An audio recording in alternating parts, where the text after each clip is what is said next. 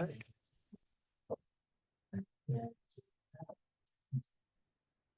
right, Madam Secretary.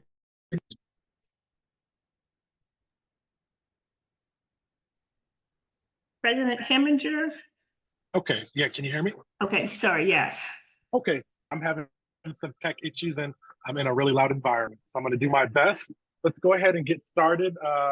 Today is Monday, July 15th. The time is 7:04 p.m. This is the July General Membership Meeting of the NAACP Arlington Branch. Madam Secretary, could you please call the roll? We have President Heminger, who's present. First VP James Younger. Present.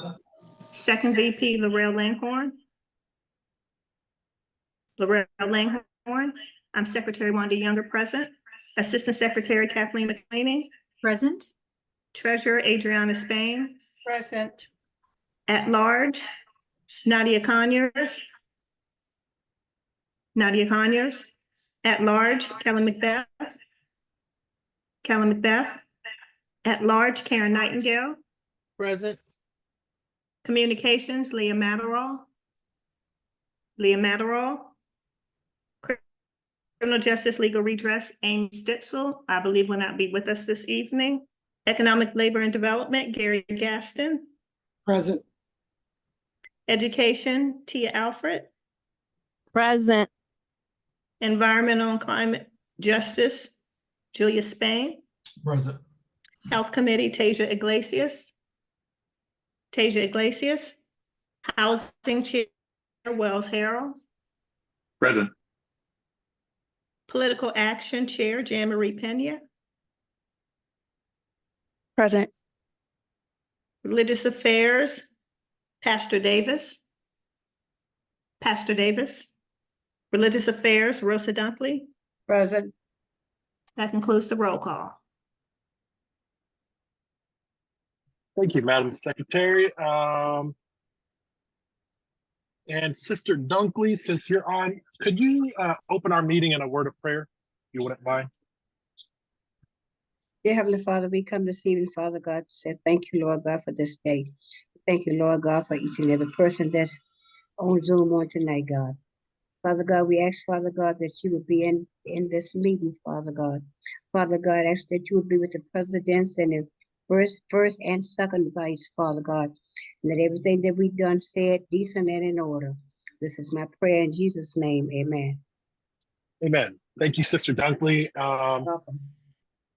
I appreciate that. At this time, I am seeking a motion from a member to suspend the rules. Our national organization has put forth a very specific way that they'd like our branches to conduct meetings, but we have a different agenda tonight. And so in order for us to move forward, I would like to entertain a motion to suspend the rules.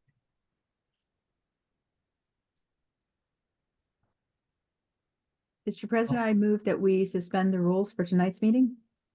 Thank you, I Madam second. Assistant Secretary, and thank you, Sister Dunkley. There's a motion on the floor. It's been properly moved and seconded. That is to suspend the rules. Is there any further discussion? Any questions, any comments? Okay, hearing none, all those members in favor of that motion, would you please say aye? Aye. Aye. Aye. Aye. And all those that oppose, you have the same right? Any members abstaining? Okay, great. Let's go ahead and jump right in. I'm going to go ahead and turn the floor over to our treasurer. Madam Treasurer, would you please present the June financial report? Yes, thank you. I'm going to share my screen, so just 1 second.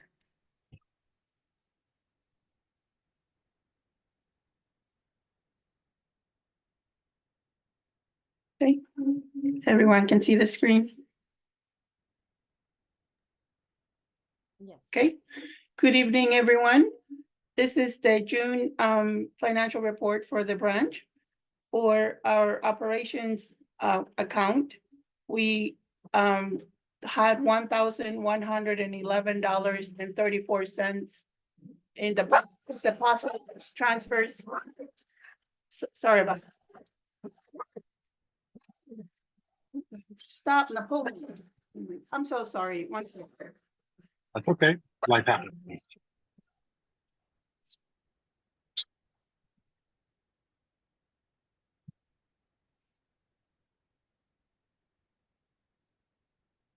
My dog just went crazy.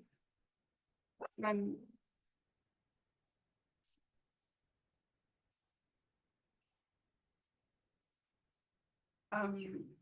I'm sorry, I'm gonna start over if you don't mind. Yeah, For go for it. the month, this is the financial report for the month of June. In deposits, in our operations account, we had $1,111.34. And withdrawals of $1,972.84. Our balance in our operations account is $8,465.53. There's no change to our reserves account. And in our scholarships account, we had a deposit of $529. Our ending balance is $225,000, $352.04. And that is the report for June. Thank you, Madam Treasurer. Would anyone like to make any motion?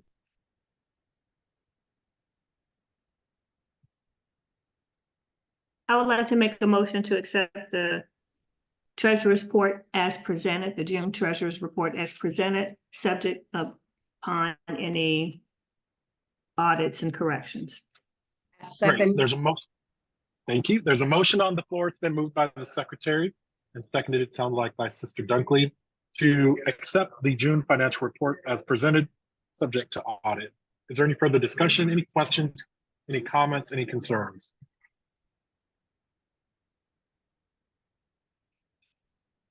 Any questions on the June financial report? Okay, hearing none, will all those members in favor of accepting that report as presented and subject to audit, would you please say aye? Aye. Aye. Aye. And any members opposed, please say nay. Any members abstaining? Great, hearing none, I believe that's a unanimous vote. I'm gonna go ahead and move us to the next agenda item. We'd like to recognize the elected officials that are with us. We know it's summer break and a lot are away, but Madam Commonwealth Attorney, you are with us this evening. Would you like to say a couple words to the membership tonight?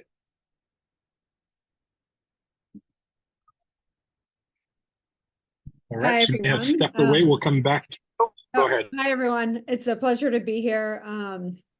As always, it's an honor to have been a very long time member of the NAACP. I remember when we were meeting in the Sunoco building in the museum way back when there wasn't even like air conditioning in that building. So it's a pleasure to be here.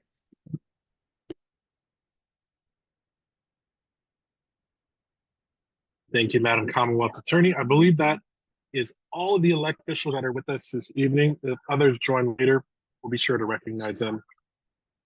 Okay, we have a very short meeting tonight, but an important meeting. So I want to kick us off with the conversation from Miss Sandra Fortson. I believe you're with us. Are you with us, Miss Sandra? Yes, I am. Okay, great. So thank you so much for being with us. I wanted to give you an opportunity to just address the membership. Tell us a little bit about what's going on at, or what's been going on at 1802 Columbia Pike. And then I have some questions that I'd love to ask you. And then if our members have any questions as well, feel free to drop them in the chat or just go ahead and raise your hand to be recognized. So I'm gonna read just a quick intro and then feel free to tell us a little bit more about yourself as well. So for those of you that haven't been following 1802 Columbia Pike, Ms. Fortson challenged Arlington County to prevent officials from acquiring property at 1802 Columbia Pike that has belonged to her family for decades. County officials plan to take the property through eminent domain in order to build safety improvements on nearby roads. The board directed county staff not to acquire the home by eminent domain to negotiate the purchase of 2 easements from the conservator who is here with us this evening. So, Ms. Fortson, would you mind just telling us a little bit about who you are and then maybe anything you'd like to share about the property? Yes, I will. Okay, I am, of course, my name is Sandra Fortson. I am, I'm a retired Army JAG, that's lawyer. And I am also retired from the federal government. So finally, totally retired. I am the cousin of the owner of the property at 1802 Columbia Pike. I am her conservator. I became her conservator after a serious incident that occurred at the house where there was a carbon monoxide incident, and the sister died, and my cousin became totally incapacitated. And that was in 2021, January 2021. I have been fighting my cousin, as Mike stated, the property has been in the family. As far as the records I was able to obtain goes back to 1950s when my aunt married my uncle Ellsworth Newman, but he owned the property when she married him. From what I can gather, the property was more than likely had been in his hands or that his family's hands since the 1920s. But the county had approached me about purchasing the property, and I was adamant that I wasn't going to sell it. And they proceeded to tell me that if I didn't sell it, they would just, initially they were talking about eminent domain. And when I refused to sell, I kept saying I wasn't going to sell it. They said, well, we'll take it by eminent domain. And then another lawyer got involved with the county, and she came and said, well, if you don't sell it, then we can just take it. We can condemn the property, and we don't even, you won't even get a hearing. We'll just take the property. I've been actually dealing with the issue with them it was over a year. I think I started sometime last year, just going back and forth. And so with the help of NAACP and the community, the neighbors, there were a lot of the neighbors sent letters to the board. They decided that they would hold off, they actually rescinded their decision that they were going to take the property, and they agreed to an easement, which is what they had agreed. They had already discussed with my cousins before the accident. It was going to be an easement. So they have now agreed to an easement, to actually a permanent easement on Columbia Pike, and on Roth there will be, and there will also be like a temporary easement. And we signed off, actually we met at the property last Friday, my attorney, transportation from the county, the engineer from the county, and also couple of the attorneys from the county. And the whole purpose was for them to place stakes in the yard, because I wanted to specifically see where the stakes were going to be and how much of the property they would be taking. So they were able to explain everything, and I was able to ask questions, and my lawyer asked questions, and we request clarification on some things. And so, and then I went to his office, and I did sign off on the papers giving them the easement. Do I trust them? No. I've heard some rumors that they're not too happy with what happened. But I did want to attend this meeting just to thank your organization and the community, because I do know for a fact that had no one else gotten involved, it would never, they were going to find a way of taking that property. So I thank you with all my heart. I really appreciate you guys stepping in and assisting with this issue, because it certainly would never have happened.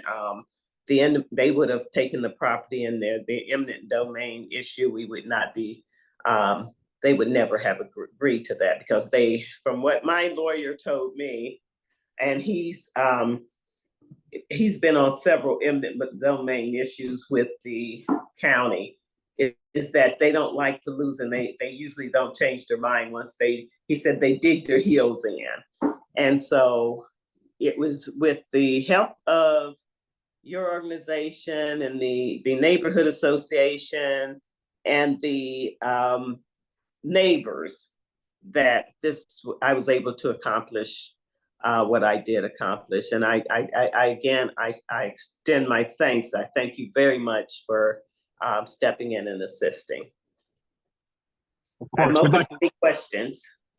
Yeah, we'd like to thank you and the courage that you had to dig your heels in and to stand up for what's right. And so, members, if you have questions for Ms. Fortson, I encourage you to drop them in the chat or raise your hand. I do have a couple that I'd like to just kind of go through with you. You know, we talked a little bit about the background and how we kind of got here.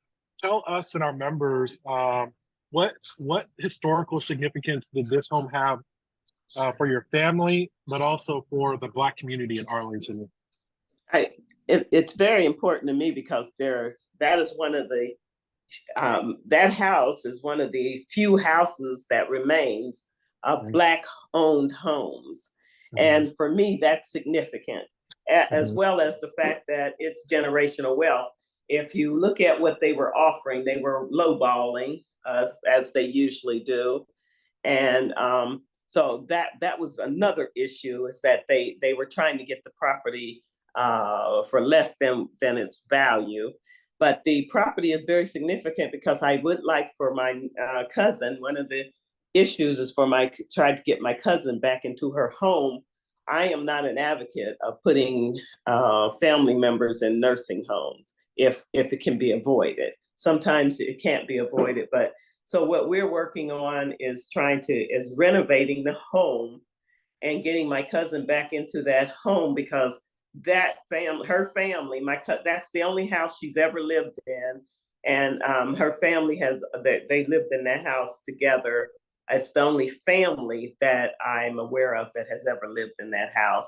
So there is generational, the generational wealth, the generational significance of having the property, and also the historical property of making sure that that was at one time all Black neighborhood, and now there's very few African Americans that remain in that neighborhood, and so I didn't want them to erase us from there.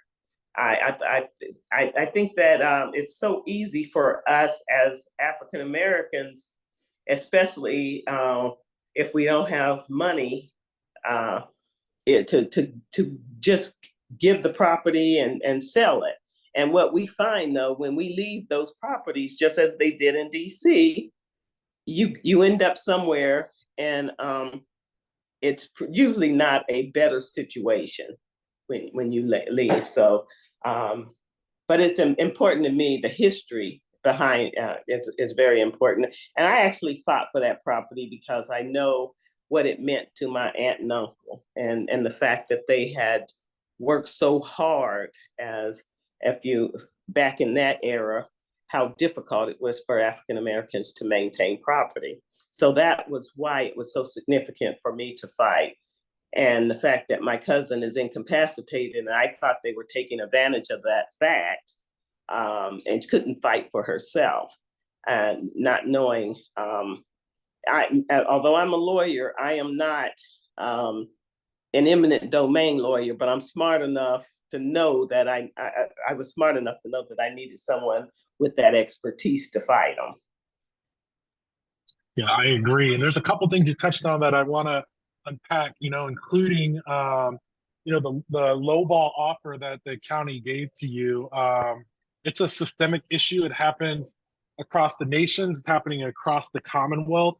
And as progressive and forward thinking as we like to think our community is, it happened right here in our community as well. And so it's an issue that we're going to continue to work on. I wanted to talk to you briefly about generational wealth in the Black community. You talked about that briefly, but tell us and our members, for those that don't know, how do folks typically accumulate wealth, and why was this home so important as it relates to keeping wealth in the Black community? I think this is happening across the nation, and it has happened in the past. I mean, most of us, if we follow the news, we followed the story of the 92-year-old Black lady. I think it was in Alabama, where they were taking her land. It had been in her house since slavery, or after slavery, but for centuries, I think. And so I thought the story in California, where the beach that they had taken that land from a Black family, and they recently were able to get the land back. It is the reason Blacks, a lot of times we cannot accumulate wealth, is because we have no land. Land is money. Land is significant for, for instance, using a house as equity to get another house, or as you see a lot of the immigrants are doing now, they'll stay in one house and then they'll use that other one house for equity and get another one. But it's a way of accumulating wealth. The land, we're not getting any more land in this world. So it's just so important to maintain the land. And the reason Blacks have not accumulated a lot of wealth is we're so quick to get rid of our properties, and or we lose our properties. It's taken. A lot of times it's losing. And if you're not, it's not that people aren't smart. You either have, you may not have the intellect to know how to fight, or you may not have the money, because it's not cheap. And the government have a lot more on their side because they're deep pockets. So, but the wealth, it comes from maintaining the property and keeping the property. I own the house that I bought in law school when I was 25 years old. And they're actually gentrifying that area in Ohio now, and I will not sell that land, and I keep getting offers. It has quadrupled in property.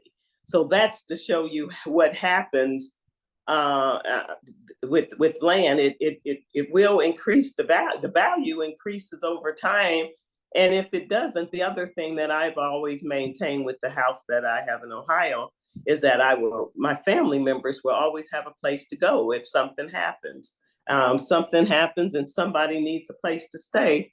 There is a house, I have a couple houses there that family members can use. So that's what's important to me. I don't sell properties. If I can, unless it's really needed or necessary, because if you're smart, you really realize you can actually take the equity out of the house and use it if you need some extra money. You don't have to sell your properties. And that's one of the things that we as a people have to begin to understand, and we have to educate our people about it, about not selling those properties.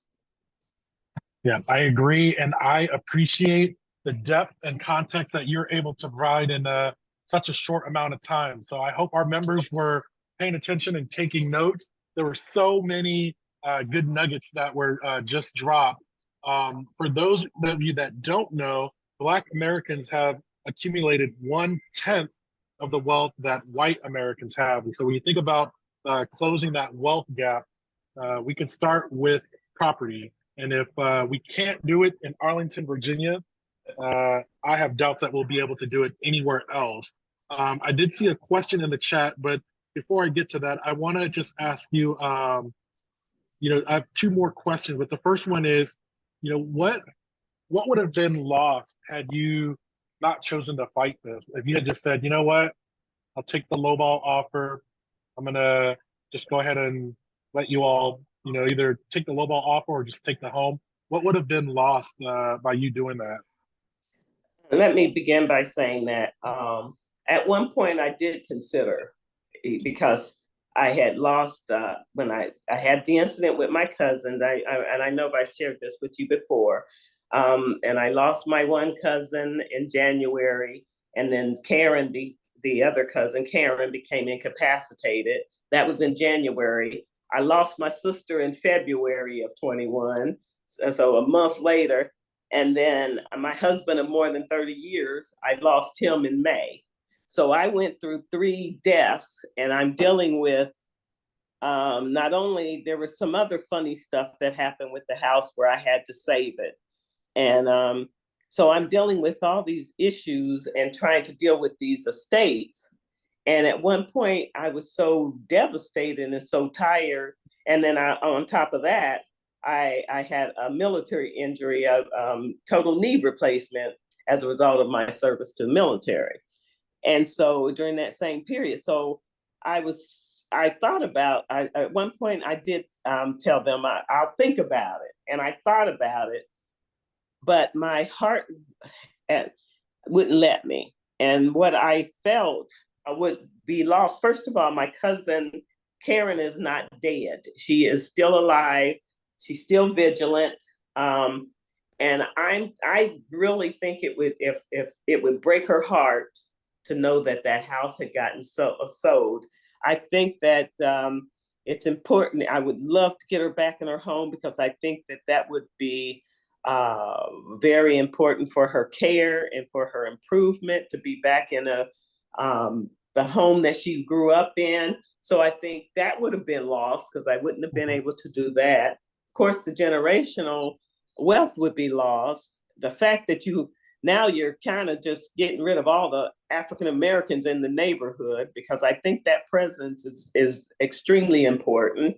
So you would have lost one of the few Black families in the neighborhood. And I also think what people fail to realize is if they can do it to one, they can do it to the others. That's one of the most important facts I tried to tell people. That, for instance, there was one Black lady, one of the guys that was helping me, he was distributing the flyers about the eminent domain. And there was one Black lady, older Black lady, he said, around the corner from the house, who said, "Why don't she just give them the house?" And he said, and he asked her, "Well, would you give them your house?" And he said, and especially if would you give them your house for less than what it's worth? And then she said, "Oh no." Then he said, "Well, why would you even say that? Why don't they give the house?" So I think sometimes people don't think that could happen to them, but I can tell you, in my experience,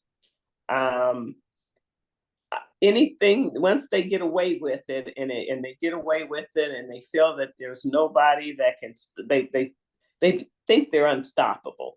And they could have come after the rest of not only, it may not just be the African-American families, it should be some of the other families as well in the neighborhood. So I think that this was an issue for all the neighbors to jump on, and realizing that this could happen to them. So you would have lost the Black presence. You would have lost I would have lost generational wealth. Karen would have lost her home, and her ability to go back in that home and hopefully get rehabilitated there. And it's just a spiritual thing for me. There's something, I think, when a family has a presence in a home for years, there's a spirituality, something spiritual that goes away. Because I feel it when I'm at that house, I still feel the presence of my relatives in there. And that's, it would have been easier for me to give up, to be honest, based on everything that I was going through. But my heart wouldn't allow me to do it. And I'm telling you, with all the things on my plate, and I was still working at the time, so I hadn't retired. And so I'm still working and still trying to fight the city, the county. Mm-hmm. To me, it's just so important. I think also for people to know, because there are other people that this has happened to, Mm-hmm. that there are alternatives and there are ways to fight. And sometimes it has to be a public fight, because Mm-hmm. the legal fight was probably not going to be as helpful. We may, because we weren't going to get that opportunity. If they would have condemned the property, they would have started the work, and they would have probably torn the house down immediately or done whatever they wanted to do. So we would not have gotten the opportunity to even have a hearing. And so pretty much everything would have been lost. But people need to realize that there are alternatives that when this happens to them. And I think the biggest thing is for the community and for the organizations that have some authority to assist. Mm-hmm. Incredible words of wisdom. We did get a question from a member. It says, and I'm not sure if you'll be able to answer, but it says, would you please clarify what the permanent versus temporary easement will look like on both Columbia Pike and Wall Street? Is that finalized yet, or are they still working on it? That's a good question, because that was one of the major questions I had. I wanted to know, and I still didn't get the most clear answer from them. The permanent easement is the actual taking of the property. So they will build the sidewalk, and it's a small portion of the property that they will use, and that will be permanently become the county's property. It's going to be part of the sidewalk. The temporary easement is where they will can or might have to do some digging, but that they're not taking that land. That land still remains Karen's, and it still remains the property. And the only thing they're doing is temporarily using it. So that's the difference. But the main question I had, which is why I think that was a great question, because my big question was, how long is temporary?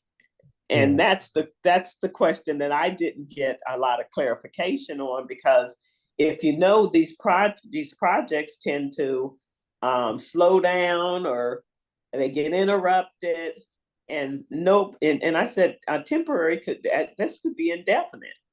However, I think the one thing, and I had to confer with my lawyer, and he felt comfortable signing the easement without any extra language in there about what is temporary. But what I did have a witness there, and I asked that question, and they said the temporary should be, it probably wouldn't go over a year. It could go 2 years, but it's at the end of the project, the temporary is over. But the question is how long the project is going to last. Excellent question. Do any members have any other questions for Ms. Fortson? Okay, I'm not hearing that. I have one final question. I'll bring us to a close. And, we do have a lot of people traveling, so we're missing quite a few folks tonight. We're going to send out a link to this recording to a few thousand people on our list. What advice do you have for others who may be at risk of losing their property in the future? We're going to memorialize this on YouTube as well. So what advice would you give to someone that might be in a similar situation in the future? I would first, I guess my first thing is prayer, because I did pray. But with prayer, of course, you have to have deeds. So, but I would also state that you have to try to get the support of your neighbors, because I think that was the first thing, is to get the support of the neighbors. And I'll just say what I did, and hopefully this will help anyone else that has this issue. I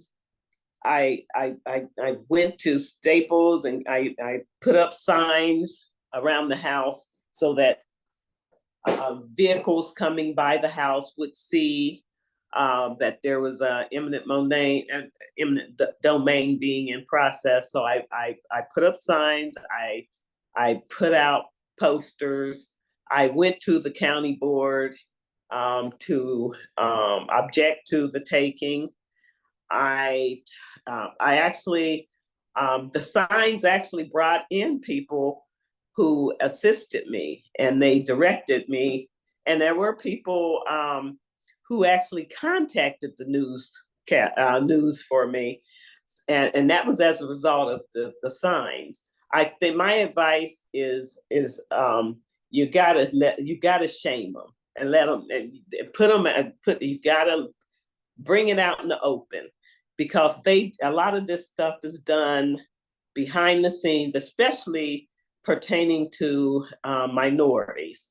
They will do a lot of these taking the properties, and especially with a lot of elderly people who don't know what to do. But the first thing is bringing it out in the open and letting them know that.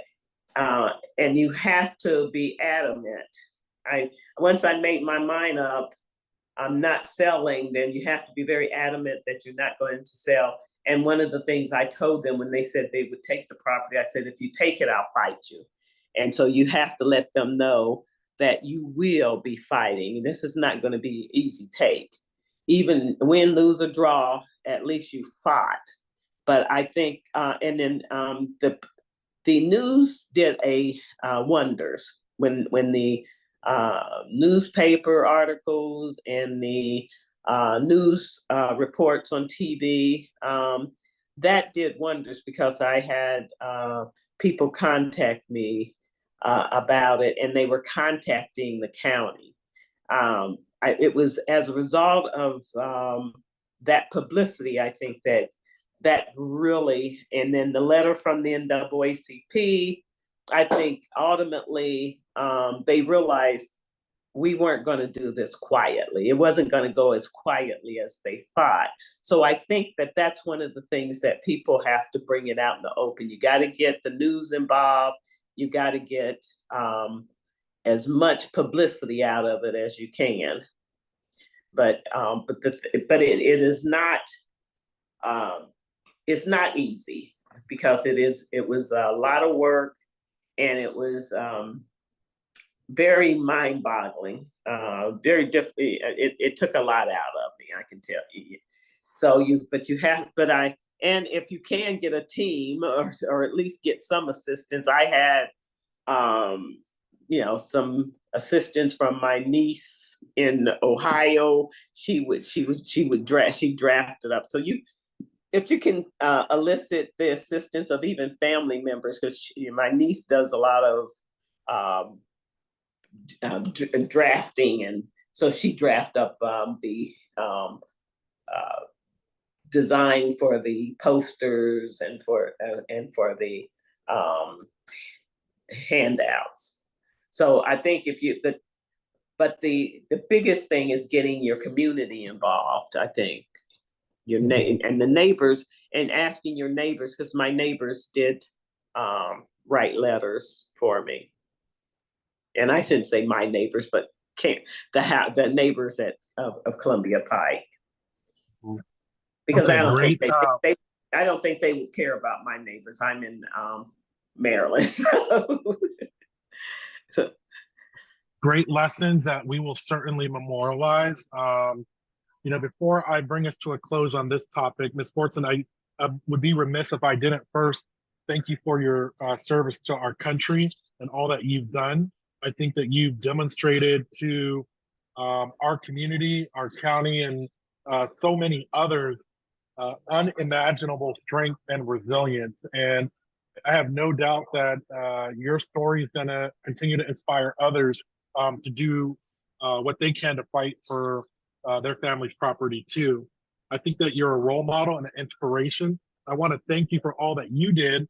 You did most of the work. When you came to us, we knew exactly what we were going to do. And I just thank you for having the strength to kind of get the ball down the field as far as you did. At NAACP, I tell everyone, and this is a lesson from our past president, but we advocate, agitate, and when necessary, we litigate. And so the letter that we sent to Arlington County is really just the first in a series of steps that we're going to take. And it's not over until it's over. What we want to know is why the county board voted in March unanimously to take the property, only in May to rescind that vote and not take the property. We also know that Arlington County is on the record saying that they will never use eminent domain along Langston Boulevard, a northern part of the county, but they will use eminent domain in one of the few historically Black neighborhoods in Arlington. So we did send a FOIA to Arlington County. We did get a response. We have seen some discrepancies that we have some questions about. So we'll continue to follow up on that. We want to know why the house was underappraised, among other things. And we want to do what we can to solve this at the root issue to make sure that another family doesn't have to go through what you went through. In speaking about housing, I know our housing chair will share another important update as it relates to ending exclusionary zoning and building Black generational wealth. So Ms. Fortson, I want to thank you on behalf of our executive committee and our membership for all that you did. And I want to thank you for being here this evening.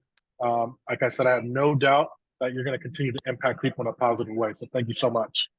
I'd like to just add one more thing. If I can assist anybody else that is that has that issue, if that issue comes up, I am available and I will assist them in any way that I can, because that's very important that we move forward when instead of me keeping the knowledge, if I can get involved in someone else's issue who is having an eminent domain issue, then please have them contact me. Thank you for continuing to make yourself available.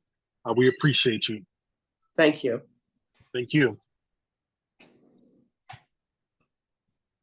All right, I'm going to go ahead and move us to the next agenda item, and that is an update on the Marcus Alert implementation. We're going to hear from Tiffany Jones. So I'll tell you a little bit about Tiffany, and then I'll hand the floor over to you. Tiffany Jones is the Marcus Alert Coordinator for Arlington County's Department of Human Services. She is responsible for the development, implementation, coordination, oversight, and monitoring of the requirements of Virginia's Marcus Davis Peters Act within Arlington County. As Ms. Jones would say, she is ensuring a collaborative effect and partnership between first responders and behavioral health.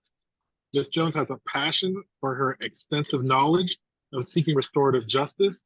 One of her greatest accomplishments was being the first clinical intern to implement a case management services function at Columbus Community Legal Services, which has provided clinical opportunities for graduate social work students at the Catholic University of America. Tiffany, thanks so much for being here with us, I should say. I know you have been busy. We had the opportunity to grab lunch together recently, and I'm just really inspired that by all that you're doing. It's almost a one-woman show, and you're really showing us the power of women, and you're showing us what's possible. So thank you in advance. I want to turn the floor over to you. Well, first and foremost, thank you, sir, for having me join today, and thank each and every one of you present with us virtually for the opportunity. I'm going to go ahead and share my screen, Mike, if you don't mind.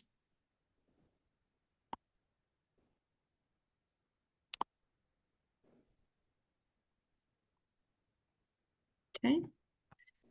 So what is Marcus Alert? Marcus Alert is Arlington County's strengthened behavioral health crisis response system. The Marcus Alert System was influenced due to the enactment of the Marcus David Peters Act, which was in remembrance and honor of Marcus David Peters. He was a 24-year-old Black biology teacher who was shot and killed by law enforcement in 2018 when having a behavioral health crisis. So in response to that, Governor Northam enacted the Marcus David Peters Act, which now requires each locality in the state of Virginia with over 40,000 residents to implement the Marcus Alert System by 2028. So I am pleased to announce that we have officially implemented the Marcus Alert System this July 1, along with Loudoun County and Alexandria City. Overall, all of the localities within Region 2 have successfully implemented Marcus Alert thus far. So essentially, the purpose of the legislation is to ensure that when someone is having a behavioral health crisis, whether it's related to mental health, substance use, or any form of disability, they receive a behavioral health and compassionate response. And so we do that through various approaches, not only through our in-place protocols and procedures that ensures equitable and access to services, but also through other efforts such as our crisis intervention training that our first responders are attending to essentially learn how to provide that compassionate behavioral health response. So with the implementation, it requires many different processes. For example, it takes teamwork. So I am the Marcus Alert Coordinator for Arlington County with the Department of Human Services, but it really takes a lot of effective communication, collaboration, and partnership to actually carry out this system. And so with that being said, we have over 80 stakeholders within the Marcus Alert stakeholder group that consist of all individuals, some who are on this call, DHS liaisons, members from VHC. We have criminal justice professionals. Parissa is on the stakeholder group, as well as Mr. Heminger and Ms. Younger. So essentially like-minded individuals that essentially wants to pour into the community and make sure that everyone is adequately served. Along with that, it also required a lot of collaboration with our regional partners as well as our local partners. But in terms of regionally, with the Marcus Alert System, considering that it is a mandated system within the state of Virginia, I was required to compile a Marcus Alert local plan, which essentially highlighted all of the processes and procedures of the system and how we carry it out, highlighting it from how we triage calls to determine the best response for when an individual is experiencing a crisis. It also highlighted all of our updated research and discovery, where essentially we look at the demographics and services sought within our community to see where the gaps and barriers are within our system. And with this Marcus Alert local plan, it required the approval of the Department of Behavioral Health and Developmental Services, DBHDS. So I am pleased to announce that that plan was approved, which is why we were able to carry out the system starting July 1. So as I mentioned, the system, the overall mission is to ensure that not only do we increase the availability of, but the access to racially responsive crisis supports. So we are all here today. We are all aware of the different things occurring within our society that is essentially withholding individuals from thriving, not just mentally, but from a holistic standpoint as well. And so basically bridging those gaps between the behavioral health system and the criminal justice system will essentially address some of those systemic issues. So how do we carry out our system? The framework of Marcus Alert is someone to talk to, someone to respond, and somewhere to go. So I always like to say it always starts at the ECC, which is our Emergency Communication Center, also known as 911. So from the moment an individual calls 911, our call takers and dispatchers have been trained for over a year on essentially how to triage a call to determine the best response. They have received education on mental health and psychotic disorders. They have received de-escalation tactics, as well as learning how to provide trauma-informed care. They were also able to apply these skills through role-play scenarios, which essentially allowed them to actually practice how they will carry out the system. Prior to implementation, it was also arranged for them to do a 988 soft launch, which gave them the opportunity to essentially transfer calls to 988 to get a better idea of the process prior to implementation. So from the moment you call 911, as I mentioned, they are readily trained to know how to best serve you. And that also includes them taking those extra skills that they have learned and applying it to their critical thinking skills to determine if a call is appropriate for 988, which is the Regional Crisis Call Center. Within this region, HopeLink Behavioral Health, formerly PRS Crisis Link, manages all of our 988 calls. So essentially, Arlington County and the Regional Crisis Call Center 988 has an agreement in place so that we can transfer calls to them and track those calls on a monthly basis. And we also have it highlighted within our agreement that in the event that 988, the Regional Crisis Call Center, determines that an individual needs local services, so meaning the crisis has escalated and it requires a more immediate in-person response, then they will communicate that with 911 so that 911 can properly dispatch the appropriate services. In addition to that, as always, emergency services is also readily available to provide telephone support. In terms of someone to respond, we have our newly mobile outreach support team effective July 31st of last year. Most has done exceptional work since coming on board. They have responded to over 500 individuals within the community. They have an impressive response time in terms of 13 minutes. So they are responding to individuals within 13 minutes of them receiving that dispatch. They are dispatched through a dispatch radio, so therefore they can communicate not only with the ECC 911, but also with our local partners, such as fire, as well as law enforcement. In addition to that, emergency services is also capable to go out into the community to respond to more higher level behavioral health crises that requires that additional support of initiating an emergency custody order to ensure that that individual is diverted if appropriate.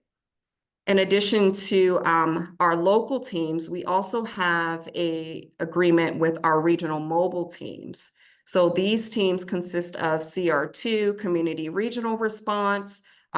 Just a fact, we actually in Arlington County DHS, we manage the CR2 contract. In addition to CR2, we also have a partnership with REACH. So both of these regional teams, they are 24/7. They can come to an individual wherever they are. And essentially, they both have different specialties. So CR2, even though they provide support for all, they have a niche of providing that additional support to children. Whereas REACH, what they provide support to individuals with any form of disability. So along with CR2 and REACH, effective December 15th of last year, the Regional Crisis Call Center started dispatching regional mobile teams for in-person responses if deemed appropriate. And so therefore, we also have the ability to dispatch those regional mobile teams that are also in agreement with the Regional Crisis Call Center. In terms of the last piece of the framework, somewhere to go, located here at Sequoia Plaza, we have our Crisis Intervention Center, which consists of 5 calming rooms for individuals to come up to 23 hours to stabilize, get medical treatment in terms of taking the time to identify and properly assess what it is that they need, not only just in that moment, but also from a longevity standpoint. So making sure that they're linked to additional services. So we like to essentially identify the CIC, the Crisis Intervention Center, as a safe and alternate destination. Over the past couple of months, we have been increasing our numbers of police doing drop-offs at the CIC, as well as fire, and in addition to that, most as well, if appropriate. So essentially making sure that we are diverting individuals, making sure that they are not getting incarcerated or going directly to the hospital. So that is what the CIC's purpose is for. In addition to that, within the region, we have crisis stabilization units. And then some of you on this call may be aware of VHC Health expansion, which they will break ground fall of 2025. And it will be located at 601 South Carlin Springs Road and will consist of over 90 psychiatric beds. So that will essentially open up more opportunities to ensure that when individuals are in crisis, they actually have somewhere to go.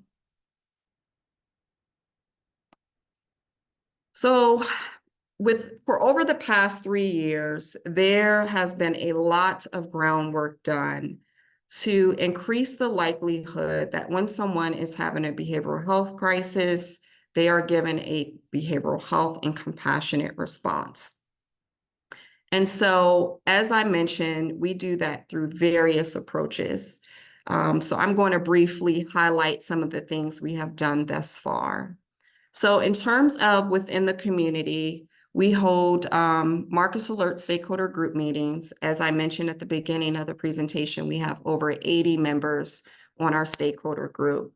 So that allows us to bring everyone together. We focus on different things during the meetings. So meetings may consist of updates so that we can look at the data and essentially look at how we're effectively carrying out our crisis response system. It may also consist of us coming together and doing such fun activities such as DIY self-care kits for the community. So we do hold those on a quarterly basis. Our next one, given that it is the summertime and with implementation, we aim to have our next one this September. In addition to that, we are very big on community. I was born and raised here in Arlington County, particularly in Johnson's Hill, and I still reside here in Arlington County with God's strength and grace. And so I am really big, not just only on family foundation, but also community foundation. And so I think we can all agree that it really starts within our community, and community is everything. And that requires partnership, that requires unification. And so I personally take that seriously, as well as my supervisor, Deborah Warren, and all of my colleagues, as well as you all. So that is why we find such great joy, and particularly myself, of partnering with the NAACP, civic associations, and historic Black churches in the community. With that being said, this system is for all. So this system is for our community. And we want to ensure that everyone is well informed, and not just informed, but also are given that support, not just in that moment, whether it's them coming to a community event and them gaining information, but also linkage to services. So to effectively ensure that we participate in a lot of community events. If you see me, you may have seen me at several community events within the county, but I try to do as many as possible, as well as community presentations. Along with the community, I have to work closely with our CIT coordinator, Ms. Yolanda Lester, to essentially ensure that we are reestablishing and strengthening our partnerships with local agencies. So For example, one of the things that we have been able to do over the past close to 2 years now is aid and reestablish a relationship with Pentagon Police, as well as CIA Police, as well as Metro Transit Police. So considering that Arlington County is so unique and we have all of these different agencies around us, even though they're federal, it is super imperative to us to work closely with them so that we can ensure that there is effective diversion and that individuals are getting the proper services within the county. In terms of marketing, we have been doing a lot of marketing, trying to get more knowledge out about Marcus Alert. So doing a video series. I had the pleasure of doing a segment with NBC4 Washington on the implementation of Marcus Alert. We have created more resource guides and pocket cards for law enforcement and first responders, making sure that they have information when they're out in the field so that they can effectively and properly divert individuals. In addition to that, going back to the framework, with the system, we carry it out through protocols, as I mentioned at the beginning of the presentation. And so with the protocols, as I mentioned, with it starting all at the ECC, I personally had to ensure that they were readily trained, not just trained one time, but receive that continuous training, in addition to making sure that all of their policies and procedures are updated so that when onboarding staff comes, they can essentially be ready to learn how to actually carry out the system. So that requires a lot of coordination, consistency, and partnership. And so along with updating policies and procedures to ensure it aligns with the Marcus Alert system, some of the things that we did was finalize the Marcus Alert urgency triage and response levels. So essentially that is what call takers and dispatchers refer to when calls come through 911 for them to determine if it is a 988 call or a local services call. Within the local services levels 3 and 4, they would also need to determine if it will solely be a behavioral health response or a co-response, or if it's more of an individual that has access to a weapon, is readily available to use that weapon, and is having an active suicide attempt, then that would require law enforcement's lead until the matter is de-escalated and they have cleared the scene safe for behavioral health and EMS for medical support. So I share those examples just to give you a better idea of how complex the system is, but how timely it is, and the beauty of the system and how it's really going to strengthen our crisis continuum of care. In addition to that, one of the things that I did from the moment I joined DHS back in 2022 was I hold a master's of social work. So I am a supervisee in social work. So I have all of the mental health experience and knowledge, but I wanted to learn particularly more so a law enforcement's perspective. Even having a degree in criminal justice, I wanted to get a better idea of how law enforcement will grasp the knowledge from CIT training and actually apply it when they're out in the scene, in the field. So I took the opportunity to become a certified CIT coordinator and also a CIT trainer. So I can now, I'm a part of the CIT team. So I'm an instructor. And aside from that, I'm also teaching a Marcus Alert segment in CIT to continuously inform our first responders on our system. As I mentioned earlier, we've done a lot of research and discovery. So in terms of management of the system, it requires a lot of data management. So that is essentially the way that we are going to determine, one of the ways that we will determine how we're effectively carrying out our system. And so with that being said, one of the things that we did was we conducted 5 focus groups over the course of 2 years to essentially get feedback from our community. So it's all about the community. We may be experts in terms of providing support, but it's super imperative that no matter what role you're in as a community advocate and servant, that you seek the input of community members, because at the end of the day, individuals in our community know what they need. They just need the support, guidance, and that maybe additional leadership to guide them to getting those supports. So doing those 5 focus groups were very beneficial, and we were able to take that information, actually review it with our stakeholders, and try to figure out what additional efforts we can carry out within our crisis continuum of care.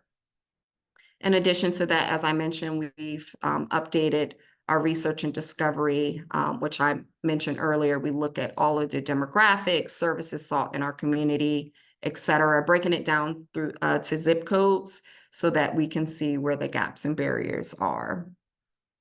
In terms of the ECC, I've already went over how they have been readily trained, how we have done more additional supports to essentially make sure that they are effectively triaging calls. And one of those efforts were modifying the emergency medical dispatch mental health card. So essentially that is the EMD mental health card that call takers and dispatchers refer to when calls come through 911. And within that card, it now reflects vital point questions. So they can actually ask specific questions that highlights whether or not it's going to be a level 4, which is law enforcement, or a level 1, or level 2, which is calls diverted to 988, or level 3, which may be led by behavioral health, and then law enforcement can provide safety support if needed. And so within that card, on top of the vital point questions, we've also highlighted the verbiage from our urgency triage so that for consistency purposes, our call takers and dispatchers can become more familiarized with how to determine which level is appropriate. And so all of our call takers and dispatchers, they have received that modified EMD mental health card.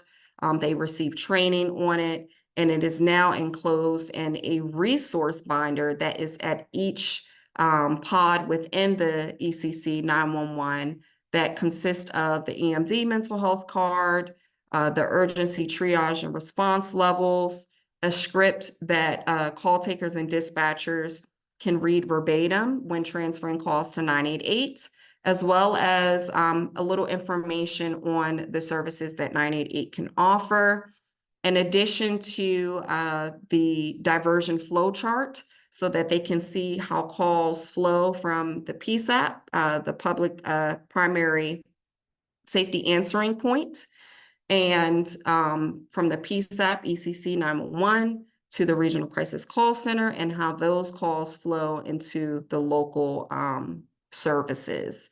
So all of those, the vast knowledge that our call takers and dispatchers have received thus far is enclosed in that binder for that effective triaging.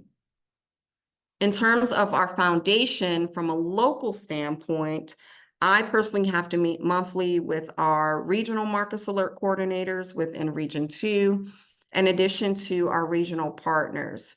So that consists of the Northern Virginia Regional Projects Office, as well as I mentioned earlier, our regional mobile partners, CR2 Reach, as well as HopeLink Behavioral Health, which manages, as I mentioned, 988 calls. So again, it takes that effective collaboration and consistency to ensure that we are actually strengthening and carrying out our crisis continuum of care.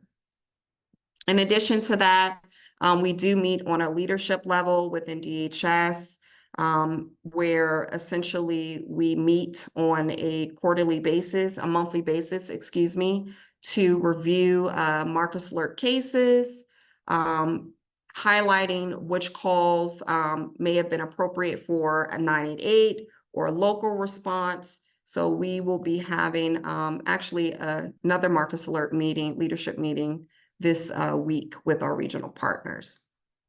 In addition to that, I work closely with our public safety IT team to create a dashboard, which essentially highlights all of our behavioral health calls.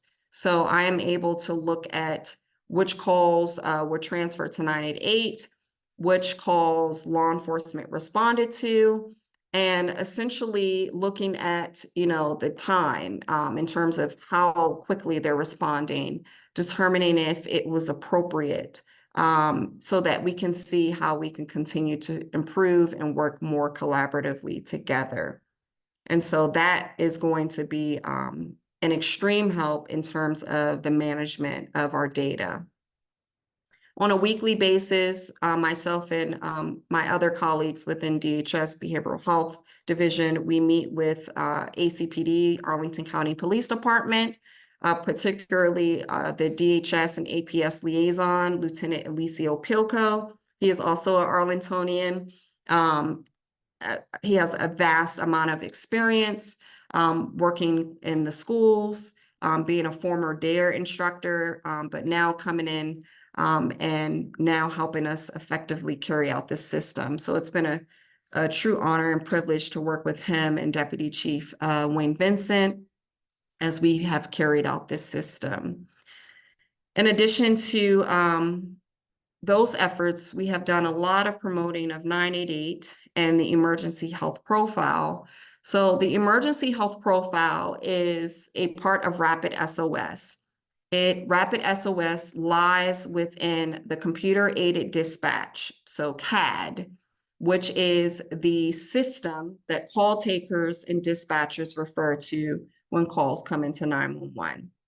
And so within the Rapid SOS system lies the emergency health profile.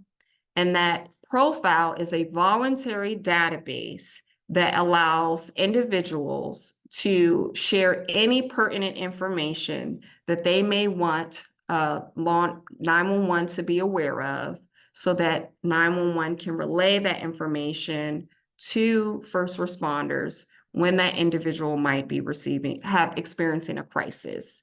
So essentially, the number within the profile, from the moment it calls 911, all of that information within the profile will automatically populate within the CAD system, so that call takers and dispatchers know the appropriate response. So for example, let's say that it is an individual with any form of disability. It is automatic for us to ensure that REACH, our regional mobile partners, will co-respond with our local behavioral health so that that person gets as much support as needed. Another example, let's say that it requires providing support to children. While our MOST team doesn't technically specialize in providing support to children at this moment, we can lean on our CR2 team to provide that support if needed, in terms of like a in-person response, in addition to our local emergency services department within DHS. So essentially, the system with the profile is so unique because we are limited in terms of providing information to first responders. So therefore, I think that it's vital for individuals to be able to voluntarily share what information they want first responders to know so that they're properly served. I've already went over how we have improved our data collection within the county. So what is next for Arlington County, particularly Marcus Alert? So there will be continued management of the system with my leadership, and I am under the leadership of Deborah Warren, our Deputy Director and CSB Executive Director for Arlington County. It will also allow us, with the Marcus Alert system, the funding that we receive from the state of $600,000 will allow us to expand our mobile outreach support team most. So with that expansion, currently the hours are Monday through Friday from 1 to 9 p.m. With that expansion, the hours will be Monday through Friday from 7:30 a.m. to 9 p.m. once we hire the second most team.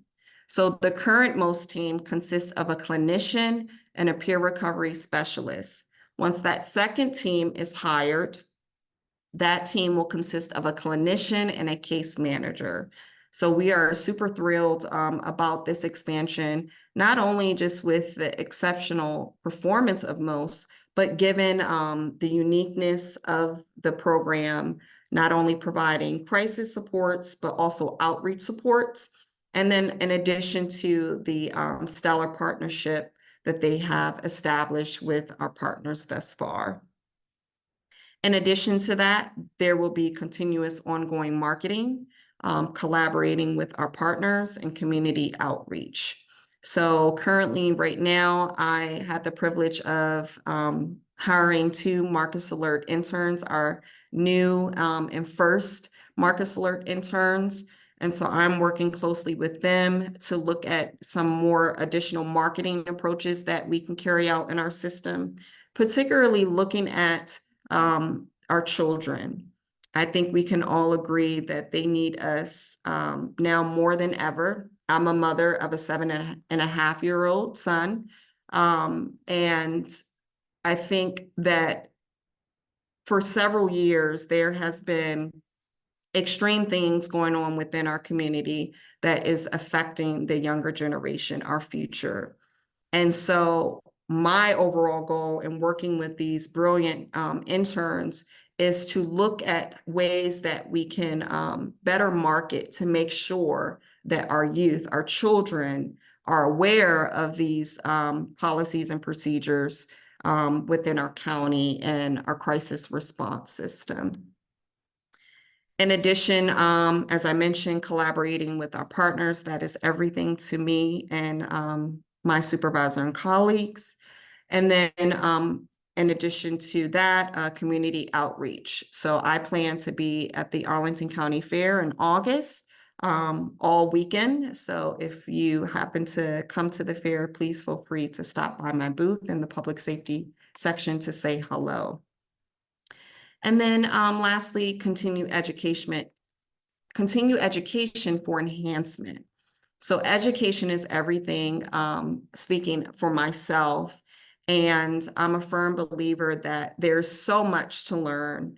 No one knows everything. You learn something new every day, and that's the beauty of education. It's always something new to learn, to better assess not just only your professional expertise and things that you do within the community and carrying out your role, but also too from a collaboration standpoint.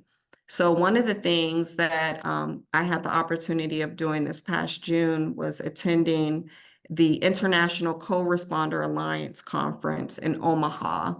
And at this conference, I had the opportunity to attend it with Lieutenant Pilko, our DHS and APS liaison for ACPD. Heather Horan, she works for the ECC 911. And some of my colleagues here in DHS, Michelle Pearson, who is the supervisor for most, Michael Keene, who is a former ACPD officer and now works for DHS and manages our Treatment on Wheels program that provides supports to unhoused individuals, and his supervisor, America Caro. And I tell you, just being not only together, but being able to collectively share our thoughts after each training throughout the conference and sitting together at the dinner table and really strategizing on how we can continue to work more closely together to pour into our community. It was a beautiful thing. It will be continuous. And those are the opportunities that I really look forward to more and more, that continue education with our partners. So those are some of the things that we have done to effectively implement our Marcus Alert system. One thing I do just want to say is, while the system has been implemented, this is a phased approach. It is going to take, we're going to take it day by day. There will be things that we will learn as we continue to carry out our crisis continuum of care. There will be things that we need to improve. There may be things that requires more feedback from our community. But I'm a firm believer that at the end of the day, the time is now, and we have this wonderful, unique, timely, and long overdue system in place. And I think that it is a great way to continue to ensure that there is equitable services for all, to ensure that everyone has that opportunity to live abundantly and get the services that they need within this community. And so I will stop sharing my screen.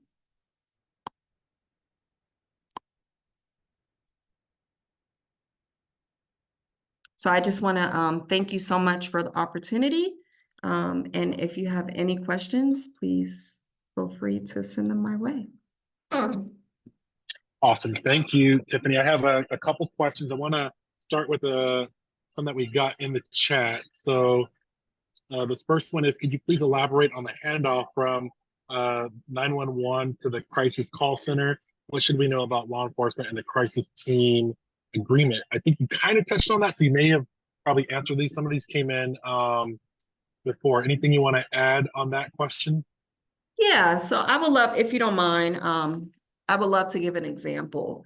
So as I mentioned, we have the urgency triage and response levels. It is a 4-tier level triage. So levels 1 through 4, level 1 and 2, let me back it up a little bit. Levels 1 through 3 are behavioral health led. Okay, so I just want to clarify that. Level 4 is law enforcement led with the support of behavioral health and EMS if needed. So within level 1 and 2, this can be simply a distress caller, maybe having suicidal thoughts, but no active behaviors or intent to carry out that plan. That is a call that is appropriate for the Regional Crisis Call Center 988. Let's say that that person is exhibiting those same symptoms, but they may be having minor self-injurious behaviors that does not require medical support. So not the support of EMS. That is a call that 988 can support on, and then they will dispatch regional mobile teams to provide that in-person care, given the increase in terms of having those minor self-injurious behaviors. Level 3 is someone that may be having the active psychosis, may have access to a weapon. So clearly we need support in terms of safety, but most importantly, we need to ensure that that individual receives the proper behavioral health support. So that is more so a co-response. However, as I mentioned, that level is solely led by behavioral health. So that is how, just giving you a little breakdown of the levels. Now, in terms of crisis intervention training, that training is managed by DHS. It is a 40-hour training that allows first responders, just not law enforcement, particularly the police department, the sheriff's department, fire, Metro Transit, Pentagon Police, etc. So essentially, they can come to this training, 40-hour training, to receive any information on mental health and psychotic disorders. They learn active listening skills. They learn de-escalation tactics. They have the opportunity to learn all of this information from subject matter experts, not just locally, but also some of our regional partners, such as NAMI, Northern Virginia. And so they get all of that knowledge throughout the week, Monday through Friday, more so heavily. And in addition to that, they also have the opportunity to take that knowledge and the skills that they learn and apply it through role play scenarios. So I do just want to highlight that the scenarios that we use are actual things that have occurred within our community. So real cases with the role play scenarios, they starting Wednesday. So basic role play scenarios going into intermediate on Thursday and advanced on Friday. And so, as I mentioned earlier, being an instructor, we have a big pool of CIT instructors. We're able to be the role players ourselves so that we can actually show them what it could be like when a person is experiencing crisis. And these are not just behavioral health professionals, these are law enforcement professionals too. So we can, we play the role players in addition to giving feedback to each student as they're going through the role play scenarios. Because one of the things we make clear when they're coming through the program, when an individual in the community sees that CIT pin on your vest or however you present it, we want to make sure that we're upholding all of the values and the true commitment that we have to our community in an appropriate manner. So we take our CIT program very seriously. As I mentioned, it's managed by Miss Yolanda Lester, and we give that critical feedback so that they can understand how they're actually thriving throughout the training. Because one of the things that we make clear is if they don't show that they can actually carry out those skills, they cannot pass the training. And so we make that very clear.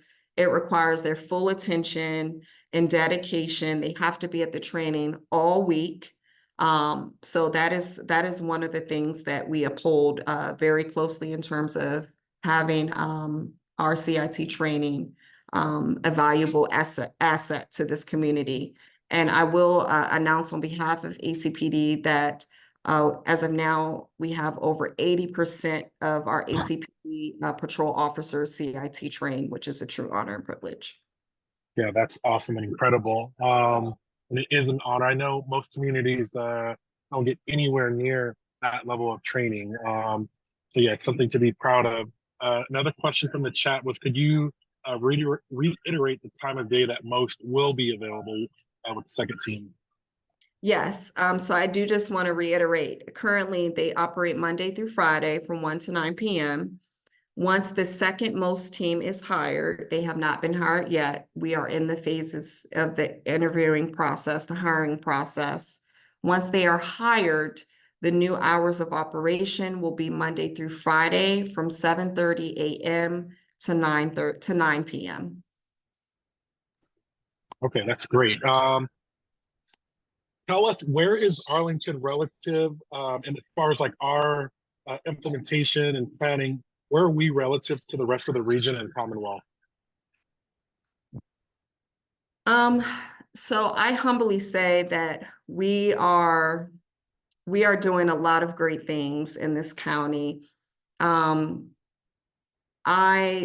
so proud of not just this region, but this state. So I will say that first and foremost, it has taken a lot of time, patience, commitment to ensure that we have effectively carried out this system in terms of getting it off the ground and implementing it, right? Starting those implementation stages. But in terms of where we are, I think that we are doing a great job in terms of our community outreach. We have been out in the community, particularly myself. I do a lot of community presentations, events to ensure that our community is properly updated and educated on what we have going on in the community. And I humbly say that just given the feedback from our regional partners, DBHDS and our Region 2 partners, just their feedback as I report out on what we're doing in the county. I would also say from an enhancement standpoint, we have done a lot of good work in collaborating with our partners. So one of the things that I've found is a lot of other localities, not just within our region, but statewide, they have not taken as much steps to actually collaborate with community organizations such as the NAACP, civic associations, et cetera. And I've learned that through my time of actually getting out in the community, not just through our monthly meetings, but I had the opportunity to actually visit Richmond. I personally wanted to sit at the table and communicate with the subject matter experts that essentially carried out Marcus Alert first, implemented the system. And most importantly, that was where Marcus David Peters passed. And so sitting at that table with them and conversing with them, I've learned that we have done a lot of great work within our county, and we will continue to do so. Awesome. I want to do one last question and try to sneak in a couple updates from our committees. And this question comes from Ms. Haywood. She says, was there a process for determining the hours of operation, and are there plans to extend beyond 9 p.m.? Can you say the last piece, part of that question? Sure. Any plans to extend beyond 9 p.m. in the future? Thank you. So in terms of determining the hours of operation, we were able to determine that by tracking the behavioral health calls that come through 911. So going back to the implementation of MOST effective July 31st of last year, that is how those hours of operation were determined, as well as the expansion hours, which will now, allow the team to operate 7:30 to 9. So essentially with that expansion and the two teams, there's going to be a little overlap. So the new team will operate 7:30 a.m. to 3:30 p.m. Whereas the current MOST team operates from 1 to 9. So it'll be that nice little overlap. But essentially everything that we implement within the county, particularly DHS, we look at our data. We're data driven, in addition to data, just not numbers, statistics, right? Community input. So that is how we determine those hours of operation. All right, awesome. Tiffany, it's been an honor to have you here with us this evening. You're very humble, but I want to give you your flowers just for the work that you've done. I believe that Arlington is leaps and bounds ahead of our neighbors, both in the region and the Commonwealth, just based off of our conversations and what I learned. So I want to thank you, recognize you, and salute you for all that you're doing. I know that there's a tremendous effort that often goes unseen. So I just want to publicly thank you for all of your work, but also synthesizing the information tonight in a way that was digestible and understandable. Not very many people were able to do that. So thank you so much for being here with us. You can count on NAACP being a strong partner, both now and in the future. Thank you so much, Mike. I really appreciate you. And thank you for all that you do for the community. You are a true asset, and I hope you know that. So thank you. Thank you. Thank you. We appreciate you too. All right. I'm going to move us through some committee updates, and we will adjourn. So let's start with education. Any updates that you'd like to provide to our membership this evening? Nothing at this time. Thank you.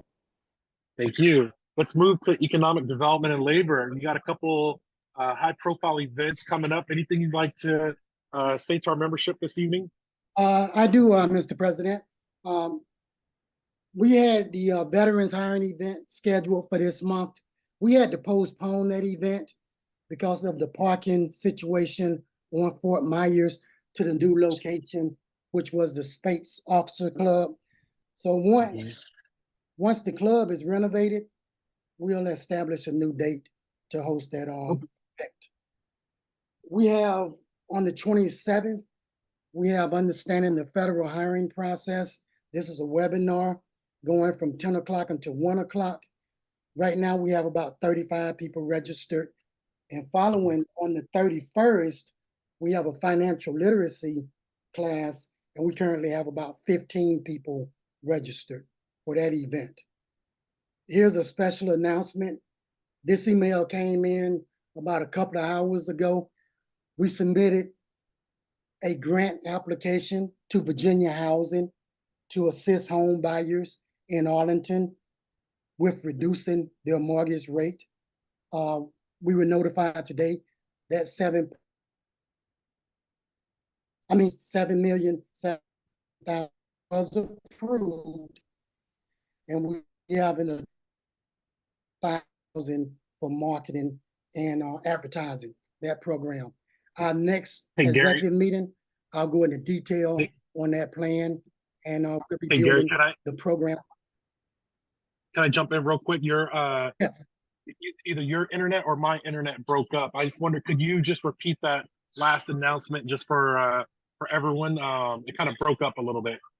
Yes, back in May, we applied for a grant to Virginia Housing to assist home buyers with down payment assistance. It's called the SPARK program, sponsoring partnerships and revitalizing communities.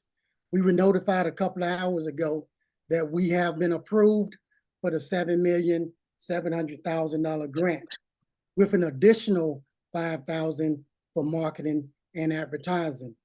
Our next executive meeting, I will go into detail on our program. We will add the process of the program on our website.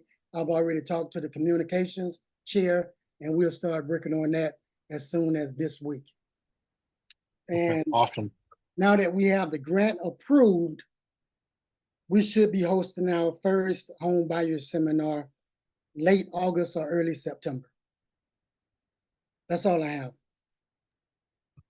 All right. I don't know if you all caught that. I wanted him to repeat it just so that you could hear, but our branch, as you know, is one of the most active branches in the entire country. We heard that even from our state conference president this week. And so, Mr. Economic Development and Labor Chair, I'm proud of all the work that you've done. You really joined the executive committee. You hit the ground running. This is an incredible accomplishment, not only for the branch, but for our community. And it's because of your leadership. So I salute you, and I honor all of the hard work that you've done to make this happen. I know that you put in a lot of effort. So congratulations, and I can't wait to see the impact that we have on the community. Thank you. Thank you. All right, I want to move us to political action, who had to step away, but she did put something in the chat. And this was, she says she would like to provide an update on the door-to-door voter engagement events that are happening at affordable housing properties. And I am going to drop a link in the chat.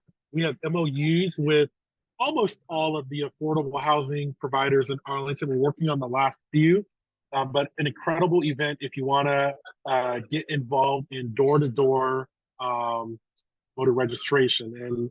And political action, always doing a ton of work behind the scenes. I don't see Pastor Davis. Sister Dunkley, anything you'd like to say from Religious Affairs?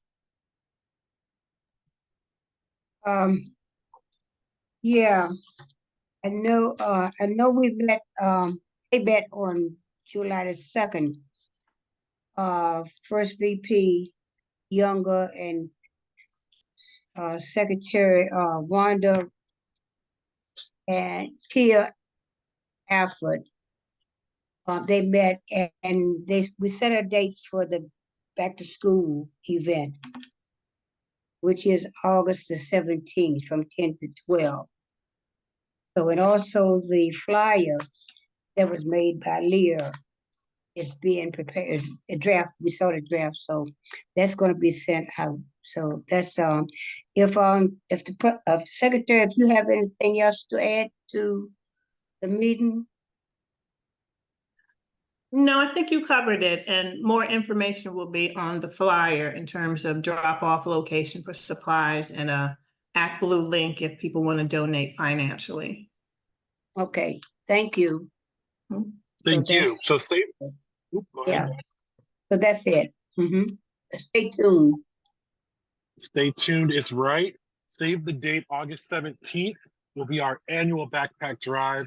Lots of information will be forthcoming on donation sites and financial contributions.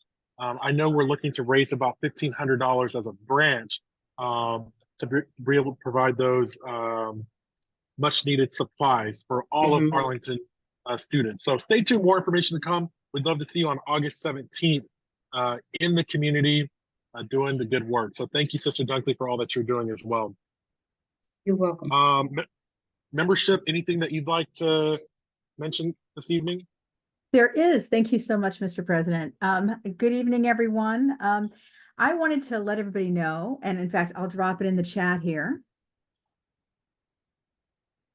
And I guess I don't have my video on. Okay, I'm putting my video on now.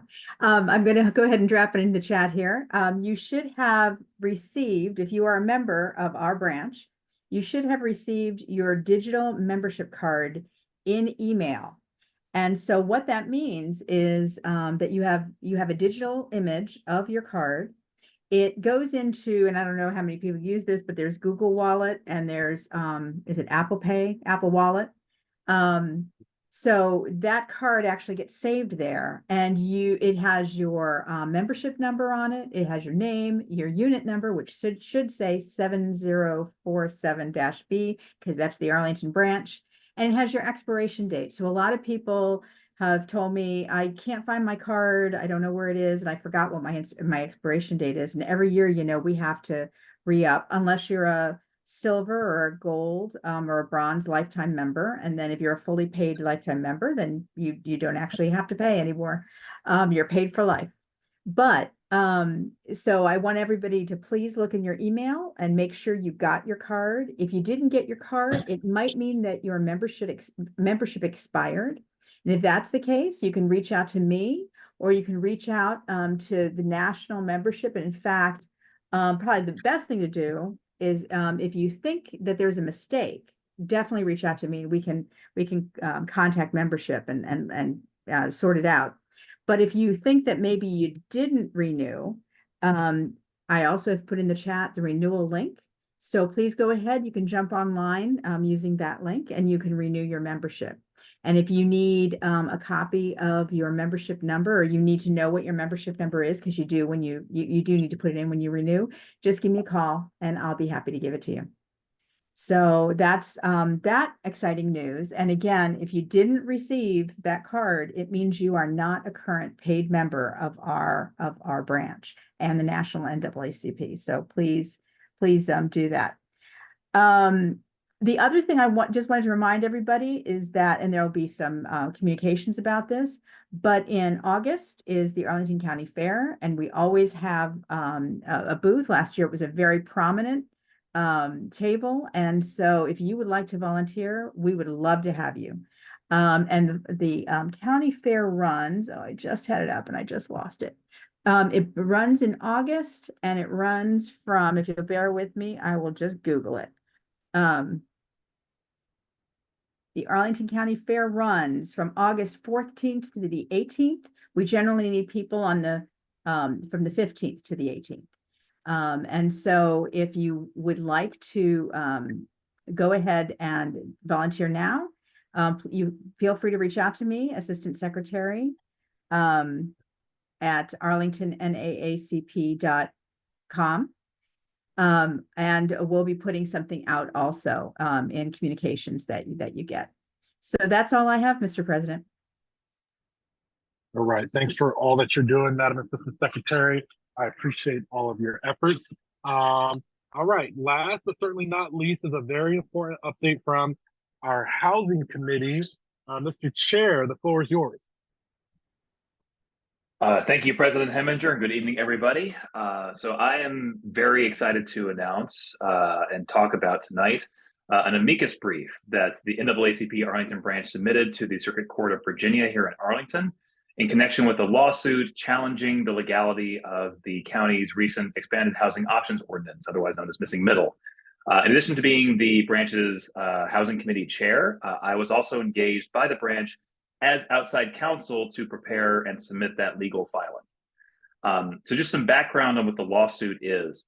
So there are 9 homeowners who have sued the county, challenging the legality of the expanded housing options or missing middle ordinance. They don't just allege that the county was wrong to do it. They allege that the county acted outside of its legal authority to do it. And that's something that implicates the interest of our branch, because we are fully aware of the history of restrictive and exclusionary housing practices here in Arlington. And we want to make sure that the county, by working with us and other community stakeholders, has the authority to do something about it, to fix the harms and stop them from recurring based on things that the county actually itself did for many, many decades as Arlington's residential neighborhoods were being set up and as exclusionary practices were being enforced. So I was engaged as outside counsel to prepare this brief for the county. I did so pro bono, so the branch got my services as a Virginia lawyer without any compensation on my part. I was happy to do it. And the brief that we filed explained the historical perspective of people of color in Arlington in the first half of the 20th century going through to today. So most of the brief is dedicated to explaining the history of exclusionary and restrictive housing practices in Arlington, connecting that history with why you see so many neighborhoods, especially low density residential neighborhoods in Arlington, that have it's so much of a high share of white households relative to the county as a whole. And then how ending exclusionary zoning and loosening some of those restrictions as a matter of law can create housing opportunities for people of color and make our neighborhoods more inclusive. And so we submitted this brief, but because we're not a party to the lawsuit, so we're not aware that we have legal rights to assert in the proceedings, our opportunity was to participate as what's called amicus curiae, which is Latin for friend of the court. Lawyers like their Latin. And in doing that, we had to seek the court's permission to file the brief, and the court had to make a determination that the brief would be helpful to the court in deciding the case. And sure enough, the court agreed with us. So I appeared before the judge overseeing the case last Friday. The court granted our motion to have the brief filed and considered in order to help the courts apply the law to the facts of the case. So it was truly my honor to represent the branch in this capacity.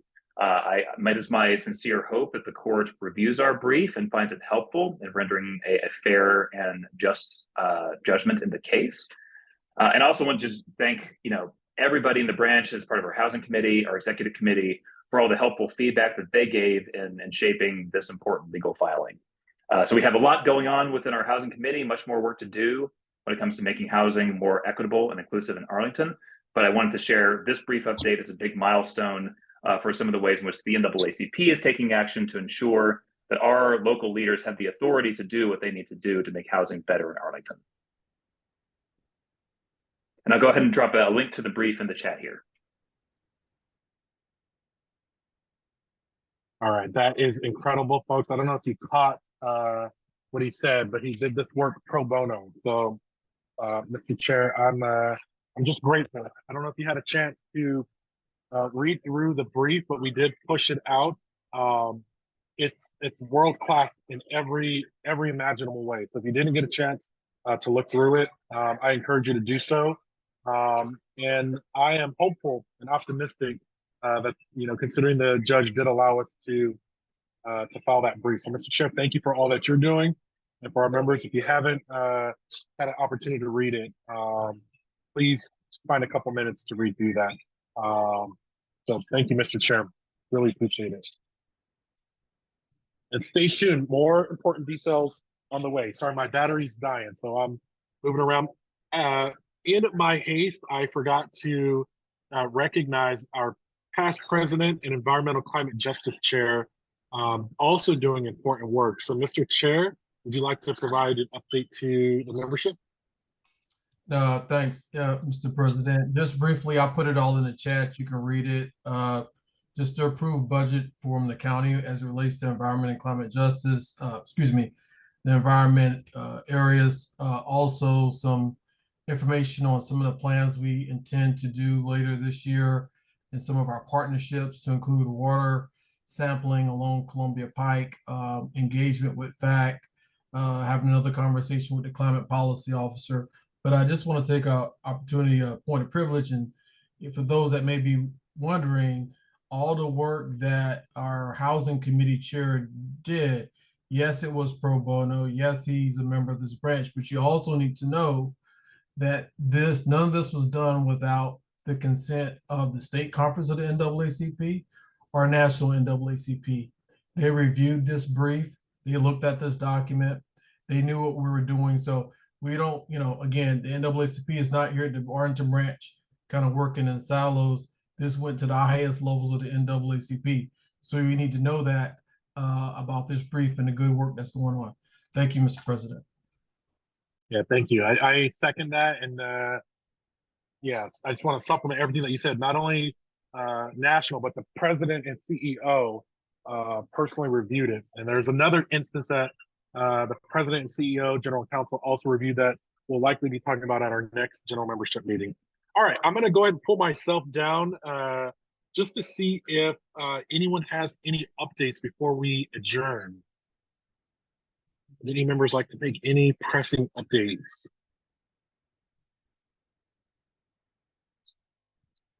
Okay, great. I want to thank you all for joining us. I know your time is valuable and precious. It's one of the most valuable things that we could ask of you. So I thank you for joining us. I thank you for being in this fight with us.